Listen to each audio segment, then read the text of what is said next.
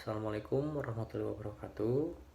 Dalam kesempatan kali ini saya akan memaparkan sebuah jurnal yang berisikan tentang kerja cerdas dan kerja keras. Nah, manajemen sumber daya manusia merupakan program aktivitas untuk mendapatkan, mengembangkan, memelihara, dan menggunakan sumber daya manusia untuk mendukung perusahaan mencapai tujuannya. Unsur manajemen sumber daya manusia adalah manusia yang merupakan tenaga kerja pada perusahaan.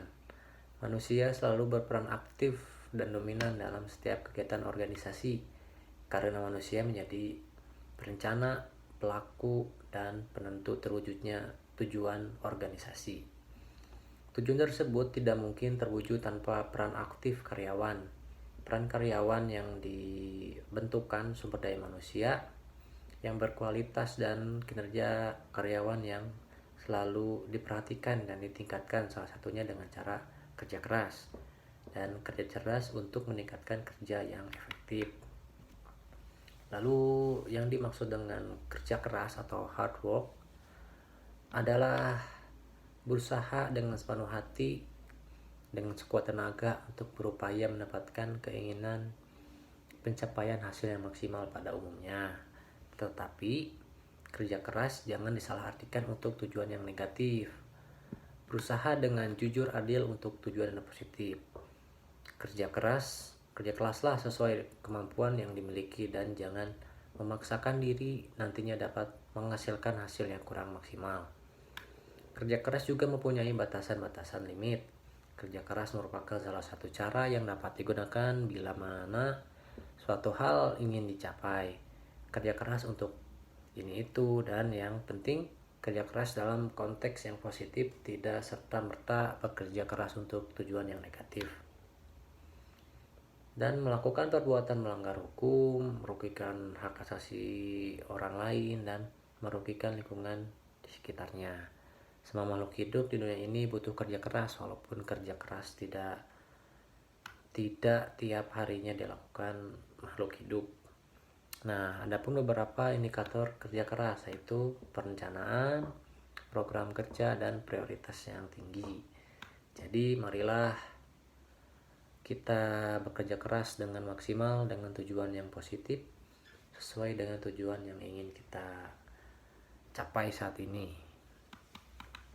Lalu ada kerja cerdas. Pengertian kerja cerdas yaitu pola kerja cerdas atau smart working dikonseptualisasikan sebagai suatu perilaku adaptif, perilaku menyesuaikan diri, perilaku yang berkaitan dengan pengembangan pengetahuan, juga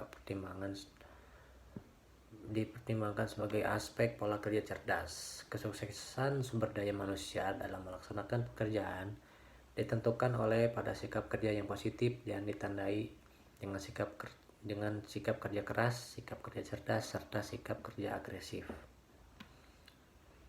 Sikap, perilaku, dan budaya kerja cerdas ditentukan dengan pengembangan profesionalisme kerja yang baik akan menjadi modal intelektual dan modal emosional yang positif untuk kinerja yang secara baik.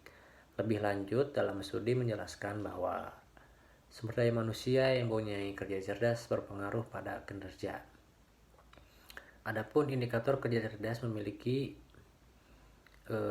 indikasi tingginya pola kerja cerdas ditunjukkan dengan terdapat perencanaan yang disusun dengan baik, perencanaan terdapat kesesuaian dengan program harian, perencanaan berkala, skala prioritas artinya melakukan tugas berprioritas tinggi terlebih dahulu, dan yang keempat terdapat ide dalam melaksanakan pekerjaan. Selanjutnya menjalankan bahwa sumber daya manusia yang mempunyai komitmen pada organisasi akan lebih mau berusaha mencari alternatif dan lebih mau mencari sarana yang paling cerdas untuk mencapai tujuan organisasi. Lalu ada yang dimaksud dengan motivasi kerja.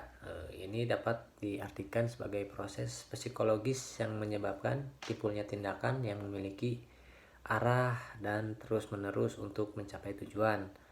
Indikator motivasi kerja merupakan motivasi kerja pegawai dipengaruhi oleh kebutuhan fisik, kebutuhan akan keamanan dan keselamatan, kebutuhan sosial, kebutuhan akan penghargaan diri, dan kebutuhan akan perwujudan diri. Kemudian dari faktor tersebut diturunkanlah indikator-indikator untuk mengetahui tingkat motivasi pada karyawan itu sendiri, yaitu kebutuhan fisik seperti dengan pemberian gaji, pemberian bonus, uang makan, uang transportasi, fasilitas penunjang lainnya. Dan yang kedua, kebutuhan rasa aman dan keselamatan ditunjukkan dengan fasilitas keamanan dan keselamatan kerja yang diantaranya jaminan sosial tenaga kerja, dana pensiun, asuransi kesehatan, asuransi kecelakaan, dan perlengkapan keselamatan kerja. Kebutuhan sosial ditunjuk dengan melakukan interaksi dengan orang lain yang diantaranya untuk diterima di kelompok dan kebutuhan untuk dicintai dan mencintai. Dan yang keempat yaitu kebutuhan akan penghargaan ditunjukkan dengan pengakuan dan penghargaan berdasarkan kemampuan, yaitu kebutuhan untuk dihormati dan dihargai oleh pegawai dan pemimpin terhadap prestasi kerja. Dan yang terakhir yaitu kebutuhan perwujudan diri ditunjukkan dengan sifat pekerjaan yang menarik dan menantang, di mana pegawai tersebut mengarahkan kemampuan, kecakapan, keterampilan, dan potensinya dalam pemenuhan kebutuhan ini dapat dilakukan oleh perusahaan dengan menyelenggarakan pendidikan dan pelatihan. Sekian yang dapat saya sampaikan pada kesempatan kali ini. Mohon maaf bila ada kesalahan. Wassalamualaikum warahmatullahi wabarakatuh.